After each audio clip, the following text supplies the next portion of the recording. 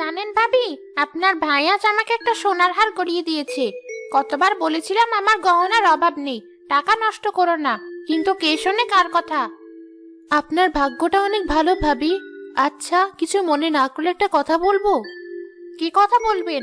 তাড়াতাড়ি বলুন, বাড়ির কাছাকাছি চলে এসেছি। আমাদের চাল শেষ হয়ে গিয়েছে, কিছু চাল ধার দিবেন?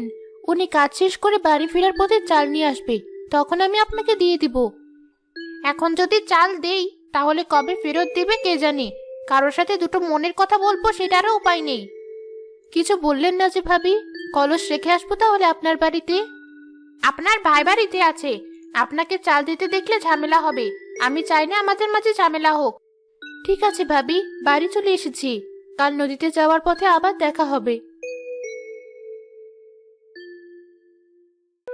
এসব গরিব মানুষদের সাথে দুটো মনের কথা বলবো যে তারও উপায় নেই, শুধু চাইবে। যত সব, কাল থেকে আমি একাই যাব নদীতে।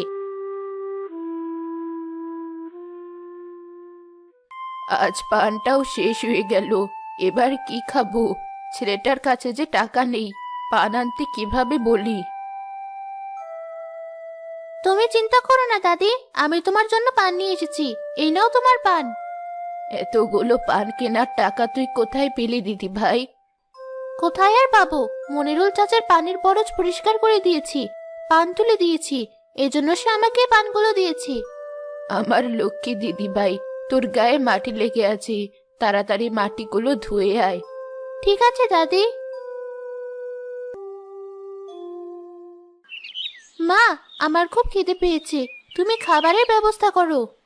বাড়িতে চাল ফুরিয়েছে, রান্না করতে পারিনি, তোকে কি খেতে দেই? এদিকে জ্বালানিও ফুরিয়ে গিয়েছে। আচ্ছা মা, আমি জঙ্গল থেকে জ্বালানি নিয়ে আসছি। তোকে একা জঙ্গলে যেতে হবে না মা, আমি রেহানা ভাবির বাড়িতে কাজ করতে যাচ্ছি, এসে দুজনে একসাথে যাব। মা সারাদিন কাজ করে আবার জঙ্গলে যাবে? তার থেকে আমি না বলে জ্বালানি কুড়িয়ে আনি। কিরে, তুই আবার কোথায় চললি? বাড়িতে থেকে দুটো কাজে হাত লাগালে তো পারিস। একা একা এত কাজ করে রেহানাদের বাড়িতে যাব কখন? অনেকদিন হলো খেলি না, নদীর পাড়ের তেঁতুল গাছের নিচে সবাই খেলছি, তাই ভাবলাম আমিও যাই।